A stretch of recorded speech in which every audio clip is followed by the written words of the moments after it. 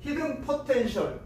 저자는 애덤 그랜트라는 사람인데 미국 펜실베니아대 와튼 스쿨 교수예요. 조직 심리학 교수인데 이런 책을 썼어요, 이분이. 근데 이 책에 많은 챕터 중에 하나가 불완전주의자가 되기, 그런 챕터가 있어요. 근데 왜 이 사람은 불완전주의자가 되라고 하냐면, 완벽한 완벽주의자는 이 세 가지를 잘 못한대요. 첫째, 뭘 잘 못하냐? 중요하지 않는 세부 사항에 완벽주의자는 집착한다는 거예요. 그래서 이 사소한 문제 해결책을 찾느라고 꼭 해결해야 할 중요한 문제를 찾아내는 그 자제력, 분별력, 또 이런 것이 없다는 것이에요. 두 번째는 실패로 이어질지도 모르는 익숙하지 않는 상황과 어려운 과제를 이 완벽주의자는 그걸 피하려고 그런다는 거예요. 세 번째, 실수하면 자신을 비하한다. 그래서 실수를 통해 배우기가 어려워진다. 이 사람은 뭐가 잘못되면 아유 그럼 내가 그렇지 뭐, 다 내 잘못이지 뭐. 다른 문제 때문에 실패를 했는데도 모든 것은 자기 잘못이다, 자기 책임이다, 그리고 자기를 비하한다는 거예요. 근데 왜 제가 이 책을 가지고 왔냐면, 여기 두 번째 보면 익숙하지 않는 상황과 어려운 과제를 회피한다. 오늘 이 달란트 비유 중에 한 달란트 받는 사람이 약간 그런 사람이에요. 5달란트 받은 사람과 2달란트 받은 사람은 그걸 가지고 열심히 장사해가지고 배를 남겼는데, 이 1달란트 받은 사람은 주인이 무서운 사람이니까 이거 괜히 가지고 뭐 했다가 원금 날리고 그러면 이거 나는 주인한테 혼난다 이거. 그러면서 땅에 묻은 그 사람이 바로 꼭 이런 사람이에요. 그래서 결국 완벽주의자는 성장 부진을 야기할 수밖에 없다. 끊임없이 성장하지 못하고 그냥 자기가 아는 그 테두리 안에서 빙빙 돌다가 인생을 마치기가 쉽다는 거예요. 왜 그러냐? 사람은 실수를 통해 배우는데 완벽주의자는 끊임없이 배우고 성장하는. 왜 실수도 안 하려고 그러고 자기가 알고 있는 것만 딱 하려고 그러니까 그 범위나 틀이 좁다는 거예요. 그렇습니다. 그림이 하나 있는데, 이 표적에 명중하려고 하면 수없이 표적이 아닌 다른 곳을 마칠 각오를 해야 한다는 거예요. 활 쏘는 궁수가 정확히 가운데 활을 쏘기 위해서 처음부터 그걸 딱 쏴가지고 맞추는 경우가 물론 있을 수 있지만 거의 없다는 거예요. 대부분 다 어떤 것은 아예 관역을 빗나가기도 하고 끝에 걸리기도 하고, 그러다가 점점 실력이 늘면 가운데를 맞추는 거지 처음부터 그런 사람이 없다는 거예요. 그렇습니다. 우리 인생, 특히 여러분이 무슨 일을 아직 잘 못한다. 아니 나는 늘 그것만 하면 나는 실수하고 나는 그래. 그래도 그것을 계속하면 반드시 잘할 날이 있다는 거예요. 제가 초창기에 집에서 밥을 사모님이 밥을 좀 해달라고 밖에 나가서 이제 늦게 들어온다고 밥을 했어요. 근데 알고 보니까 물을 너무 많이 부어가지고 완전 밥이 막 죽처럼 아주 진밥이 됐어요. 사모님이 와서 밥을 먹으면 저한테 뭐라 그랬을 것 같아요? 여보, 괜찮아. 잘할 때까지 계속해.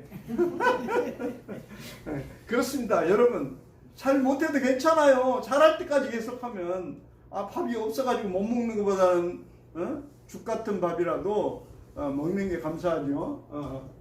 그렇습니다. 이 1달란트 받은 종은 그래서 그 실패가 두려워서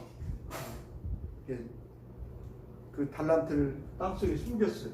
오늘 우리가 읽을 본문은 계속해서 그날과 그때는 오직 아버지만 안다는 것에 계속 연결된 본문이에요.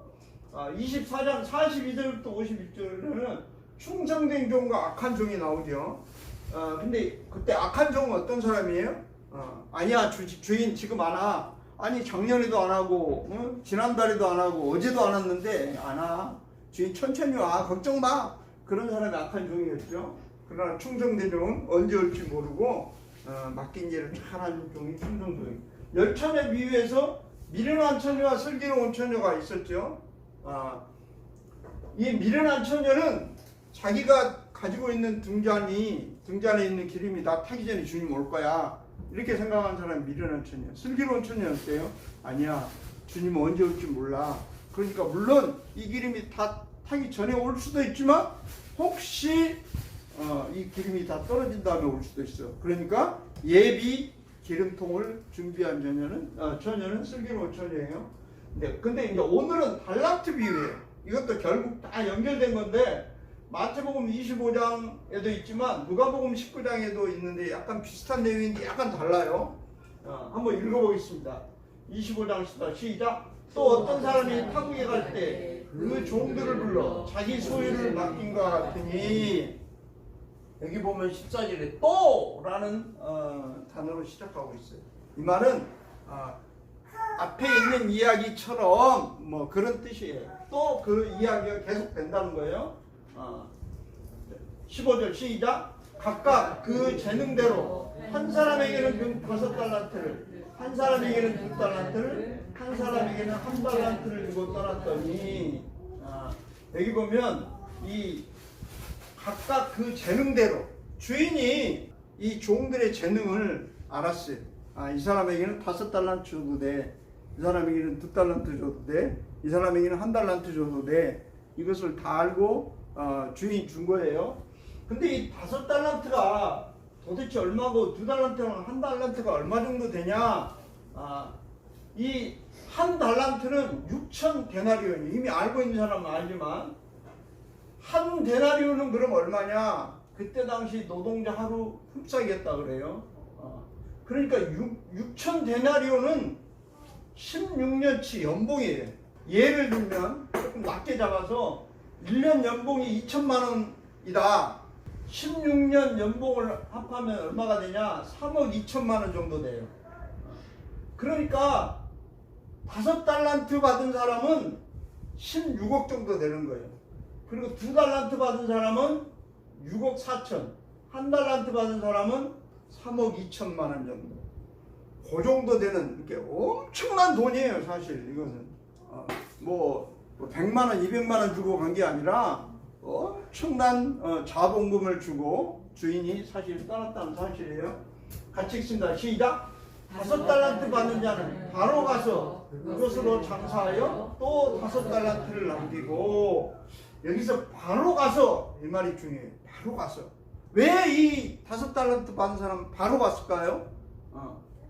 바로 가서. 그냥 바로 가서 그냥 그걸로 장사했어요. 왜 그래요? 이미 이 달란트를 딱 받는 순간 주인에 대한 신뢰가 있어요. 주인이 나한테 이걸 맡길 때는 내가 이걸 가지고 열심히 해서 분명히 내가 이익을 볼 줄 알고 주신 거야. 주인에 대한 신뢰가 이미 있고, 주인도 이 사람을 신뢰했고 이 사람도 주인을 신뢰했어요. 물론 여러분, 장사하다가 망할 수 있죠. 부도날 수도 있죠. 그러나 어때요? 주인은 그걸 다 알까요, 모를까요? 이 사람이 정말 열심히 했는데 부도가 났어요. 주인이 그걸 알까요, 모를까요? 알죠. 왜 알아요?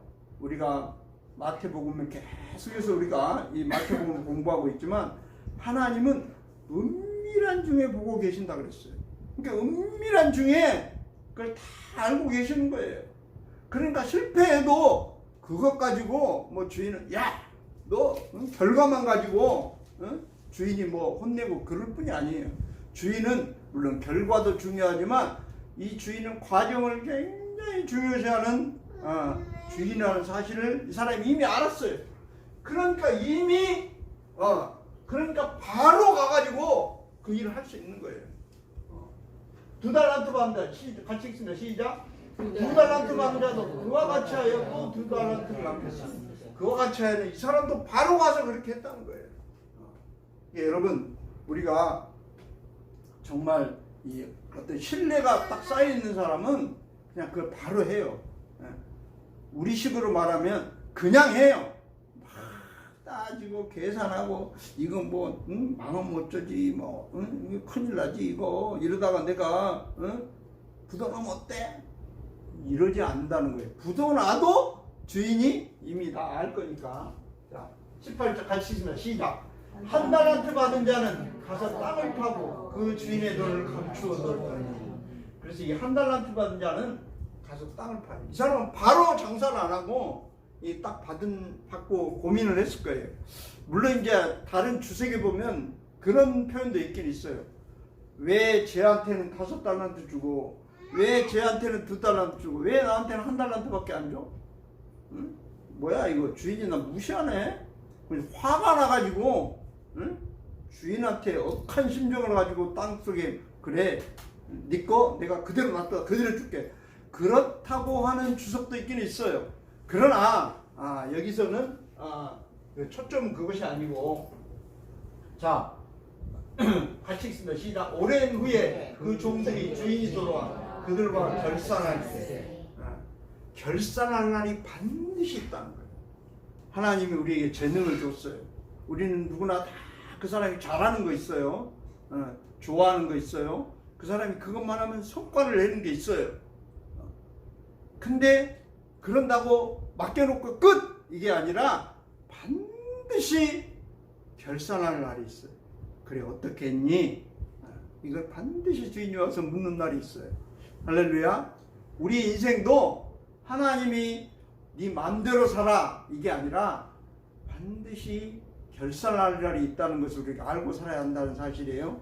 자 20절 시작. 5달란트 받았던 자는 5달란트를 더 가지고 와서 이르되 주인이여 내게 5달란트를 주셨는데 오소서 내가 또 5달란트를 남겼나이다.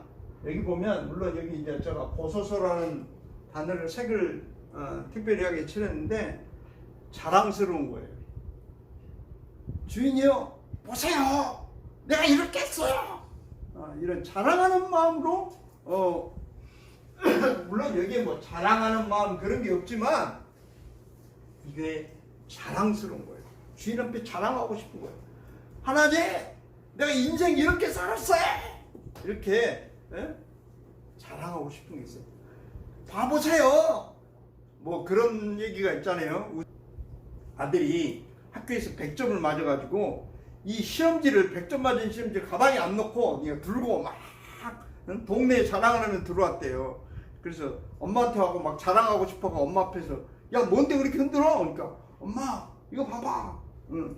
오 100점 맞았네? 야 잘했다 그래야 되는데 엄마가 하는 말이 뭐라 그랬다 그래요?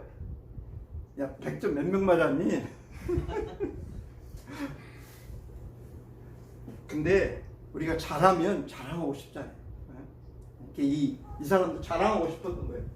21절 시작. 그 주인이 이르되 잘하였도다 착하고 충성된 종아 내가 적은 일에 충성하였음에 내가 많은 것을 내게 맡기리니 내 주인의 즐거움에 참여할지다.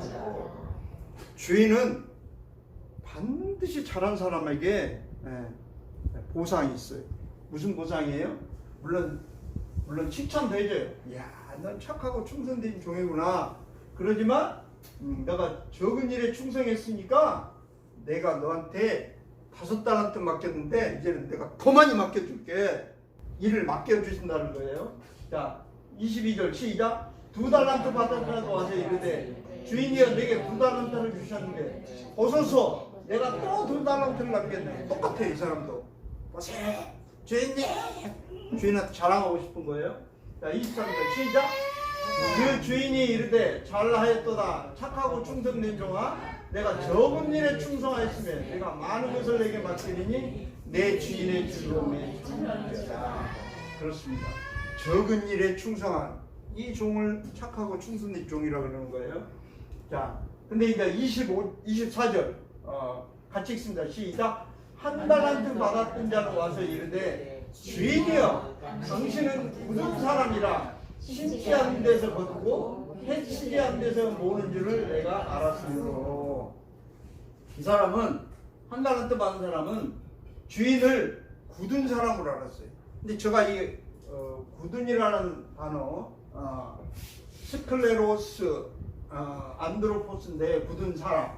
이 굳은은 스클레로스라는 단어인데 이 뜻을 찾아보니까 지독한 사람 또는 완고한 사람, 모진 사람, 까다로운 사람, 엄격한 사람, 거친 사람, 마음이 굳은 사람, 단단한 사람 바늘로 찔러도 피 한 방울 안 나오는 그런 사람, 그런 뜻이에요. 메마른 사람, 강팍한 사람. 이게 주인을 이런 사람으로 아는 거예요. 아주 지독한 사람으로. 당신은 굳은 사람이라 내가 이거 가지고 장사하다가 실패해가지고 이게 돈 원금 날리면 당신은 나를 가만 안 둘 사람이야. 당신 내가 아는데 보통 독한 사람이 아니야. 이렇게 주인을 그렇게 알고 있었던 거예요. 그러니까 사실 이 사람은 엄밀히 말하면 주인을 오해했어요. 주인을 아주 지독한 분으로 오해했어요. 우리도 그럴 수 있어요. 사실 신앙이 뭐냐? 신앙은 하나님이 누군가를 알고 내가 누군가를 알면 그것은 어떻게 보면 신앙이 거의 전부예요. 근데 내가 누군가를 잘 몰라도 하나님이 누군가를 잘 알면 내가 누군가를 알게 되는 게 사실상 신앙이에요. 신앙생활은 어떻게 보면 하나님이 어떤 분인가 이것을 알고 하는 것이 바로 신앙생활이에요. 근데 예수를 이제 믿거나 또 신앙생활을 오래 해도 하나님이 어떤 분인가를 잘 모르고 신앙생활을 하는 사람이 있어요. 마치 이 주인하고 얼마를 살았는지 몰라지만 이 한 달란트 받는 사람처럼 주인이 어떤 사람인가를 어떻게 보면 정확히 잘 모르는 거예요. 주인의 어떤 한 부분만 아는 거예요. 우리도 하나님의 한 부분만을 알 수 있어요. 구약성경에 보면 하나님은 굉장히 무시무시한 사람이죠. 막 죄를 지으면 당장 벌을 내리고, 오늘 이 본문이 누가복음에도 있는데 이 누가복음에는 죽여라 그래요. 죽여라. 누가복음. 마태복음은 바깥 어두운 데서 쫓아내서 슬피 울며 이를 갈게 해라고 그랬는데, 그렇게 어떻게 보면 구약 성경에 나오는 하나님은 굉장히 무시무시한 하나님이에요.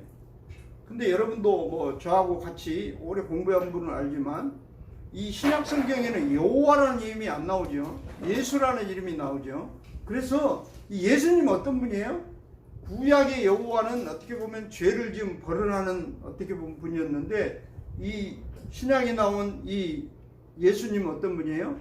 죄를 지은 사람을 위해서 십자가에서 자기가 대신 죽고 우리 죄를 용서하신, 내 죄를 용서하신 하나님, 이것을 모르는 거예요. 그러니까 이 사람은 주인이 한 면만 아는 거예요. 한 면만. 여러분, 우리도 신앙생활 하면서 하나님의 한 면만 알고 그것이 전부일 거야. 근데 이게 오해라는 사실이에요. 자, 25절 읽습니다. 시작. 두려워하여 나가서 당신의 달란트를 땅에 감추어 두었나이다. 벗어서 당신을 거지를 가지셨나이다. 여기 보면 이 사람이 하나님이 자기한테 줬는데, 여러분, 제가 오늘 이 신랑 신부한테 이 성경을 줄 건데, 이 성경을 딱 주면 이게 이제 누구께 되는 거예요? 받은 사람 거예요? 여전히 준 내 거예요? 받은 사람 거죠. 달란트를 이미 줬어요. 그러면 이제 내 거예요. 물론 주인이 줬지만, 근데 이 사람은 이 말 표현이 당신의 달란트를, 당신의 것을 여전히 주인이 줬기 때문에 이거 내가 알아서 열심히 하면 돼, 이게 아니라 이거 주인 거야. 이거 잘못했다가 이거 손해나면 큰일 나. 이거 이 당신 거라고 여전히 생각하는 거예요. 하나님이 우리에게 재능을 주셨으면 그 재능 주신 거 감사하고 그걸 가지고 열심히 우리가 충성을 해서 열매를 맺으면 되는데, 아니야, 이건 내 거 아니야, 하나님 거야. 그러면서 쓰지도 않고 방에 가만 한쪽에 모셔놓은 사람, 하나님 그런 사람을 칭찬하지 않는다는 거예요.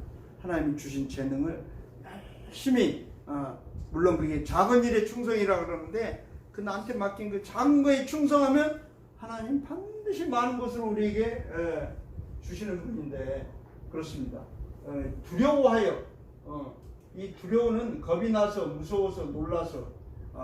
근데 사실 이 사람은 무엇을 두려워했어요? 물론 주인을 두려워했어요. 이게 주인이 두려우니까 모든 게 두려운 거예요. 가가지고 일할 직장도 두렵고 거기서 실패할 것도 두렵고 세상도 두렵고 주인이 두려우니까 모든 게 두려운 거예요. 주인하고의 신뢰가 없어요. 주인을 잘못 알면 우리가 신앙생활을 오래 해도 하나님을 잘못 알면 얼마든지 우리도 그렇게 살 수 있어요. 그냥 무섭고 겁나고 막 벌벌 떨고 그러면서 신앙생활을 얼마든지 할 수도 있어요. 하나님을 잘못 오해하면 이 사사기 7장에 보면 한번 같이 읽어볼까요? 시작. 이제 너는 백성의 귀에 외쳐 이르기를 누구든지 두려워 떠는 자는 길르앗산을 따라 돌아가라 하시니 이에 돌아간 백성이 22,000명이요 남은 자가 10,000명이었더라. 이게 무슨 얘기냐면 하나님이 기드온에게 미디안을 치라고 할 때 이스라엘 백성들을 군사들을 모았어요. 근데 그 중에서 두려워 떠는 사람이 있으면 다 집으로 돌려보내라. 그런데 이제 22,000명이 집에 가고 10,000명이 남았어요. 우리가 너무 잘 아는 내용이지만 10,000명도 많다. 그래가지고 어떻게 해요?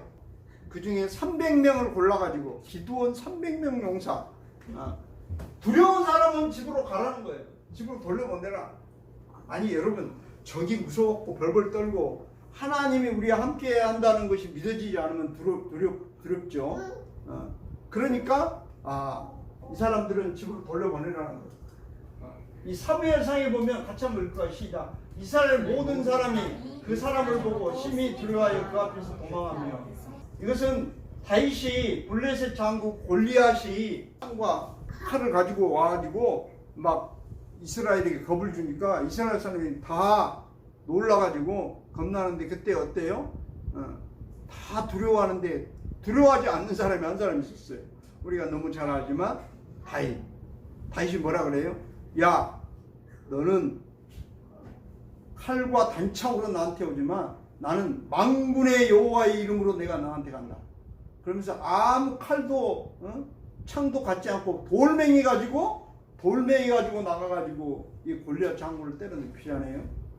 그러니까 이 다윗은 하나님이 함께이기 때문에 그게 두렵지 않았던 거예요. 그렇습니다. 디모데후서 1장 7절은 이렇게 말합니다. 시작. 하나님이 우리에게 주신 것은 두려워하는 마음이 아니요 오직 능력과 사랑과 절제하는 마음입니다. 그렇습니다. 하나님은 우리에게 두려워하는 마음을 주는 게 아니에요. 그럼 누가 이 두려워하는 마음을 줄까요?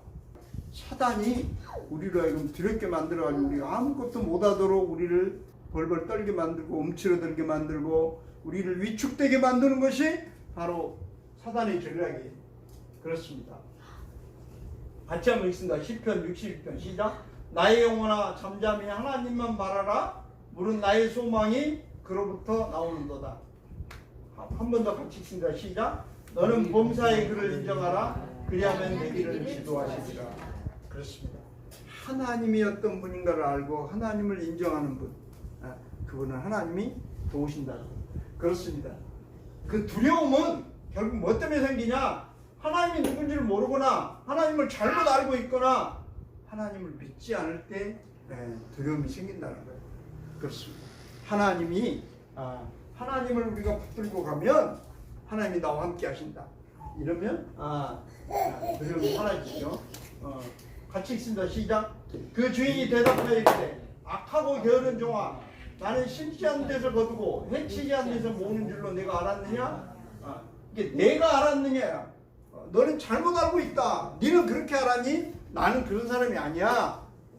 그런 뜻이 여기 들어있어요. 그래, 내가 그렇게 알았느냐?